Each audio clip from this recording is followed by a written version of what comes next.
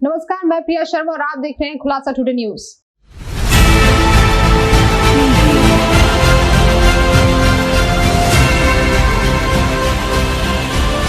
आप देख रहे हैं खुलासा टुडे न्यूज, हर कदम आपके साथ। कृषि बिल क्या है, इसके बारे में जानकारी हम ले रहे हैं युवा कांग्रेस नेता राधेश्याम मुयल से। उन्होंने बेबाकी से किसान बिल के बारे में हमारे धार जिला के संवाददाता सैयद रिजवान अली से चर्चा की।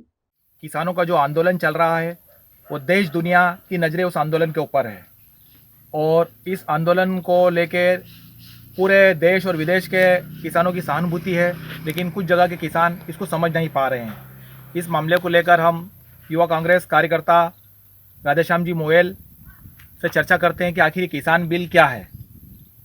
मैं Radheshyam Muyal, national coordinator All India Adivasi Congress. Actual में हमारी हिंदी भाषा के कुछ शब्द बहुत कठिन होते हैं, लोग समझ नहीं पाते हैं। 3 बिल जो मैं आपको एक नॉर्मल भाषा में बताता हूं कि ये पहला जो बिल है उसमें सीधे सीधे आवश्यक वस्तु अधिनियम जो था 1955 में नेहरू जी ने बनाया था। नेहरू जी ने ये जब आवश्यक वस्तु अधिनियम बनाया था, जब उद्देश्य ये था कि कहीं ना कहीं बहुत ज़्यादा मात्रा में खाद्य सामग्री का भंडारण होता था। खाद्य सामग्री आवश्यक वस्तु मतलब नमक, आटा, गेहूँ, चावल, दाल और तेल, और ये जो डेली यूज़ में आने वाली चीज़ों के लिए एक कानून बनाया था कि कोई भी व्यक्ति इसका भंडारण नहीं कर सकता है। अगर कोई ऐसी सिचुएशन बने कि कोई आपातकाल की कंडीशन आ गई या युद्ध हो रहा, उस कंडीशन में हम भंडारण कर सकते थे। उस कानून को इन्होंने अनन फानन में अपने चंद उद्योगपतियों को फायदा पहुंचाने के लिए इन्होंने उस कानून को, जो आवश्यक वस्तु अधिनियम था, उसको हटाकर इन्होंने जून में जो है उसको हटा के एक नया कानून बना दिया, जो पहला बिंदु है। इसमें यह स्पष्ट कहा गया है कि कोई भी व्यक्ति किसी से भी अनाज खरीद सकता है, दाल खरीद सकता है, फसलें खरीद सकता है और वो अपने यहाँ भंडारण कर सकता है। मोदी जी बड़े खुश होकर बोलते हैं कि भंडारण आप किसान भी कर सकते हैं। हमारे हिंदुस्तान के किसान बहुत गरीब है, न तो उनके पास भंडारण की व्यवस्था है, न वेयर हाउस है, न कोल्ड स्टोरेज है, कहाँ से भंडारण करेंगे। तो सीधा सीधा पहले बिल में किसानों का जो माल जाएगा वो भंडारण हो जाएगा और भंडारण होकर जो वहाँ के बड़े बड़े उद्योगपति भंडारण करेंगे उसको आने पौने भाव में बेचेंगे। दूसरा बिल जो अपनी आम भाषा में जिसको हम कहते हैं कि कॉन्ट्रैक्ट फार्मिंग, ठेके की खेती।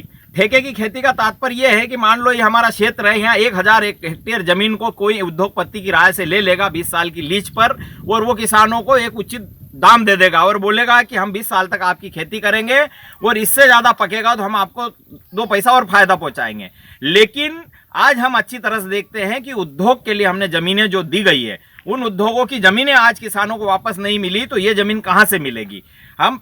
ये कॉन्ट्रैक्ट खेती जो है बड़ी निंदनीय है। ये अगर एक बार किसानों के हाथ से चली गई, क्योंकि हमारे हिंदुस्तान का किसान बहुत छोटा है, किसी के घर में 2 बीघा, 3 बीघा, 4 बीघा जमीनें हैं, उस 4 बीघा जमीन में पूरे घर के लोग खेती करते हैं। खेती करने पे जो फायदा होता है वो उस पर अपना गुजारा करते हैं। अगर ये खेती की कॉन्ट्रैक्ट हो गया और किसी व्यक्ति ने ले लिया तो व्यक्ति न तो खेत में काम कर सकता है न कुछ नहीं कर सकता। तो सीधी भाषा में ये है कि यहाँ मशीनों से खेती होगी और हमारे यहाँ के मजदूर जो गुजरात में बड़ी बड़ी फैक्ट्रियाँ वहाँ पर काम करेंगे। तो ये कॉन्ट्रैक्ट खेती हो गई जिससे पूरी तरह किसानों का नुकसान है। एक बार किसानों की जमीन अपने हाथ से निकल गई वो कभी नहीं मिल सकती।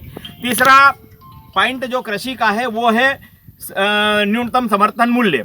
भारत सरकार न्यूनतम समर्थन मूल्य देती है और अभी ये भी कह रहे हैं कि जो इस नए बिल में भी जो व्यक्ति जो भी जमीनें लेगा या फिर हम मंडी प्रक्रिया को खत्म कर देंगे, कोई भी व्यक्ति किसी भी जगह अपनी जमीन से जो उपज हुई है उस अनाज को, उस कपास को या कुछ भी फसल आई वो किसी भी व्यक्ति को बेच सकता है। तो कुल मिलाकर ये है कि मंडियों को हटा दिया जाएगा तो ये जो गरीब गुरबा जो पल्ली लगाकर अपनी रोजी रोटी कमाते हैं, गरीब लोग जो होते हैं गांव-गांव जाकर बैलगाड़ी से, ट्रैक्टर से जो सामान फसलें खरीदते हैं, वो एक तो खत्म हो जाएगा। दूसरा समर्थन मूल्य की बात आती है तो मैं आज आपको कहना चाहूंगा कि आज मक्का का समर्थन मूल्य 1485 रुपये है, लेकिन कोई भी 800-900 रुपये में खरीदने के लिए तैयार नहीं है। अब ये कह रहे हैं कि समर्थन मूल्य की भी हम गारंटी लेते हैं कि प्राइवेट सेक्टर में जो भी व्यक्ति अगर कहीं भी अगर मध्य प्रदेश की फसल महाराष्ट्र में बेचते हैं तो महाराष्ट्र का व्यक्ति कोई आपके पास अपना महाराष्ट्र बेचने नहीं जाएंगे। महाराष्ट्र में, बॉम्बे में या कलकत्ता में बैठा हुआ है कोई एजेंट रहेगा, वो आदमी हमें हमारी फसल ऑनलाइन खरीद लेगा। तो कुल मिलाकर ये 3 जो बिंदु है ये गुमराह करने वाली बात है। आप पूरी तरह से ये जो कानून है वो एक कानून कुल मिला के तीनों बिंदु जो है एक ही जगह प्रहार कर रहे हैं और वो प्रहार सीधे किसान की छाती पे हो रहा है। आप कॉन्ट्रैक्ट खेती नहीं करेंगे, जो व्यक्ति जो कॉन्ट्रैक्ट खेती के अंतर्गत नहीं आएगा वो बाहर से भी एजेंट को ही माल बेचेगा, तो एजेंट भी अपने मनमर्जी से माल खरीदेगा। कम से कम भारत सरकार समर्थन मूल्य देती है तो उनमें आशाएं रहती कि यार मेरा ये माल इतने में बिक जाएगा। लेकिन निजीकरण होगा तो निश्चित तौर पर इस देश के किसान रोड पर आ जाएंगे और अपनी जितनी भी जमीनें हैं ये उद्योगपति ले लेंगे। और आज ये सीधी बात मैं कहना चाहूंगा कि ये किसानों की जमीन लेकर ये अच्छे से उपजाऊ करना चाहते हैं, उसके पीछे कारण है कि कांग्रेस की गवर्नमेंट ने यहाँ बड़े बड़े बांध बनाए, नहरें बनाई। आज पूरी तरह से हमारी कृषि जो है वो उपजाऊ हो चुकी है। क्योंकि हम आज से 20 साल पहले देखेंगे तो हमारे इतने हरित क्रांति के पहले इतना कुछ नहीं पकता था जितना आज पक रहा है। तो आज ये उद्योगपतियों की जो अडानी अंबानी के रूप में काम कर रहे हैं, इनकी नजर किसानों की जमीन पर है और ये किसानों की सारी जमीन खरीदना ही हुआ, एक तरह से वो लेना चाहते हैं और किसानों को रोड पर लाना चाहते हैं। हम उनकी निंदा करते हैं। ये कानून वाकई काला कानून है। इसमें देश के जितने भी गरीब किसान या उद्योग बड़े बड़े किसान हैं ये पूरी तरह रोड पे आ जाएंगे और उनकी खेती एक बार एग्रीमेंट अगर हो गया तो वो एसडीएम कार्यालय के चक्कर काटते रहेंगे, लेकिन जीवन में उनके बाप दादा भी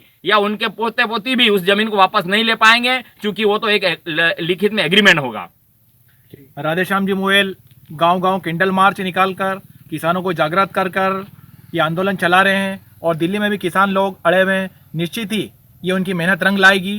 कैमरामैन अशफाक बबलू के साथ धार जिले से मैं सैयद रिजवान अली। आप देख रहे हैं खुलासा टुडे न्यूज, हर कदम आपके साथ।